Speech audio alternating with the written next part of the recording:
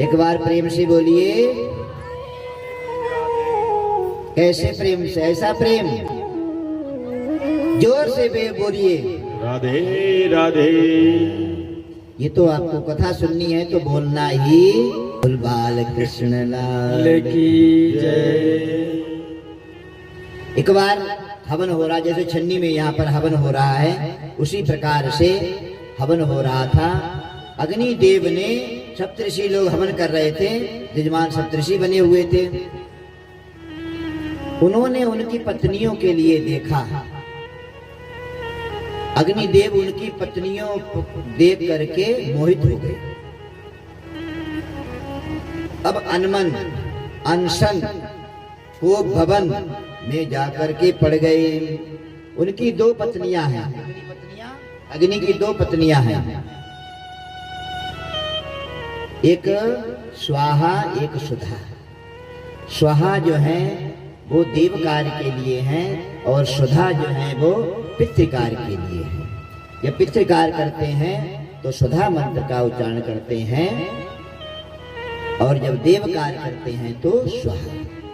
देवताभ्यः पितृभ्यश्च महायोगिभ्येव च नमः स्वाहाय सुधाय नित्यमेव नमो नमः। पितृ गायत्री का जब जाप करते उसमें आता है, स्वाहा भी आती है और सुधा भी आती है। देवी ने कहा, स्वामी क्या बात है, कैसे आप अनशन कर लिया आपने, क्या बात है? तब उन्होंने कहा, देवी सप्तऋषियों की स्त्रियां इतनी सुंदर हैं, मैं उन स्त्रियों को पाना चाहता हूं। बोले महाराज ये कार्य गलत है। देखो मैंने पहले ही बोला था, आज फिर से आपको सुना दें। कौन व्यक्ति है जो जिंदगी में कभी सोता नहीं? ध्यान दीजिए, कौन व्यक्ति है जो जिंदगी में कभी नहीं सोया? है कोई ऐसा व्यक्ति, है कोई ऐसा प्राणी जो जिंदगी में नहीं सोया हो? लक्ष्मण जी महाराज 14 साल तक नहीं सोए, ना खाया ना पिया। 14 साल का प्रमाण मिलता है, उससे आगे का नहीं, लेकिन पूरी जिंदगी का। बोले महाराज घोड़ा होता है वो सोता ही नहीं। घोड़ा कभी बैठे देखा है? 3 पैर से खड़ा हो जाएगा और खड़े खड़े सो लेगा, सोता वो भी है। शास्त्र कहता है कि जो दिन में नहीं सोता और 10 बजे सोता है, सुबह 4 बजे उठ जाता है, वो जीवन में कभी सोता ही नहीं है। ऐसा कौन व्यक्ति है जो जिंदगी में भोजन ही नहीं करता, सदैव व्रत रखता है? कौन ऐसा व्यक्ति है? है कोई व्यक्ति ऐसा? हाथ खड़ा करे जो कभी नहीं खाता हो।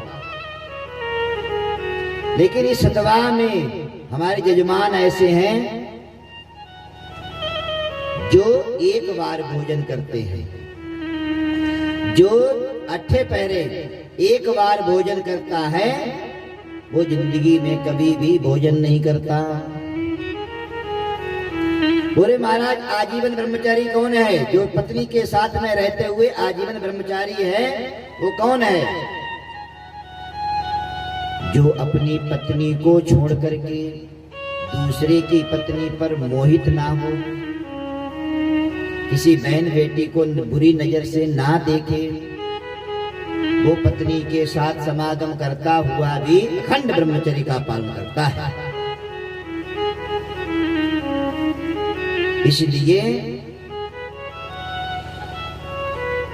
ये चीजें इतनी ही प्रसिद्ध हैं कि नियम, धर्म, कर्म, संयम।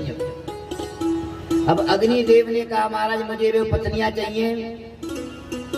तो पत्नी का धर्म होता है कि पति की आज्ञा का पालन करना।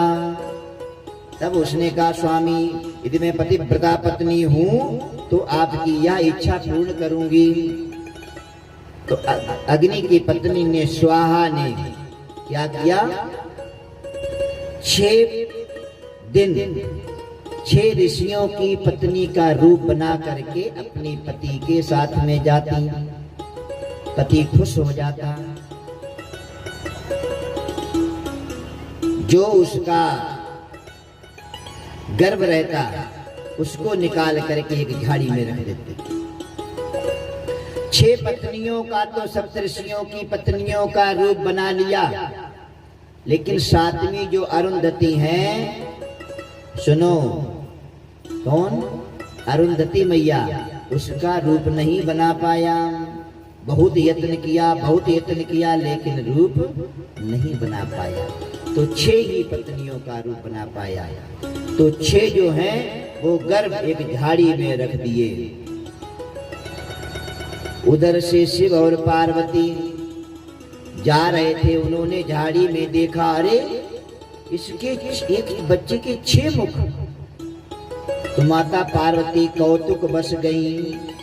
क्यों कौतुक बस गई? देखो, किसी के पास कोई चीज होती है ना तो सोचता कुछ और बढ़ जाए।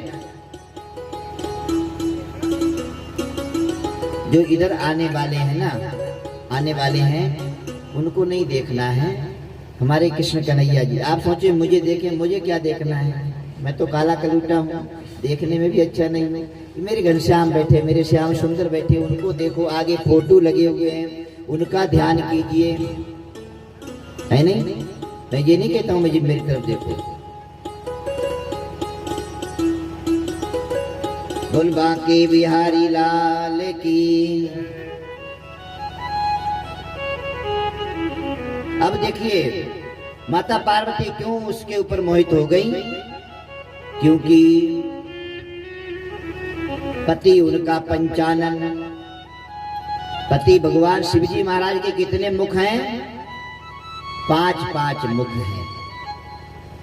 उन्होंने कहा मेरा पति पंचानन है तो मेरा बेटा उससे बढ़कर के होना चाहिए। तो बेटा उनका, उन्होंने देखा ये तो खड़ानन है, 6 मुख हैं। जय गज बदन खड़ानन माता, जगत जननी दामिनी दुति गाता। जय जग जननी खड़ानन दाता, जगत जननी दामिनी दुति गाता। नहीं तब याति मध्य अवसाना, अमित प्रभाव वेद नहीं जाना।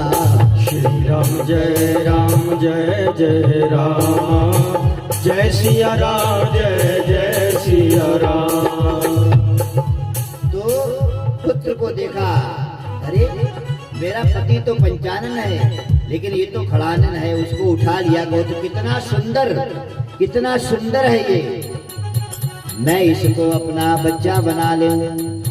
तो माता पार्वती ने उठाया, अपने कलेजे से लगा लिया, मेरा पुत्र है, रो नहीं रहा है।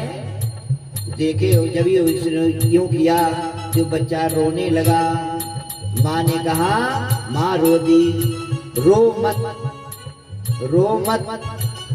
तब तक कृतिकाएं आ गई। कृत्रिम एक होता है प्राकृतिक, जैसे चेहरा प्राकृतिक है, भगवान ने दिया है, लेकिन कृत्रिम क्या होता है? सर्जरी करवा लेते हैं। सर्जरी कराने में ज्यादा पैसा लगता है। और एक और होता है, जब शादी संबंध होते हैं तो ब्यूटी पार्लर जाते हैं, वो भी कृत्रिम है। बंदा पहचान में ही नहीं आता है कौन है ये, दूसरा ही उसका स्वरूप बना देते हैं, है नहीं? इतना उसके ऊपर पेंट लगा देते हैं। तो कृतिकाएं, मतलब जो पत्नियों का रूप बनाया था वो 6 कृतिकाएं आ गई। माता पार्वती ने कहा बच्चा रो रहा है, कैसे चुपेगा? बोले मैया मुझे दे दो, मेरे स्तनों में दूध आ गया है बच्चे को देख करके, क्योंकि बस असली माता तो वो ही थी उनकी। कौन? कृतिकाएं,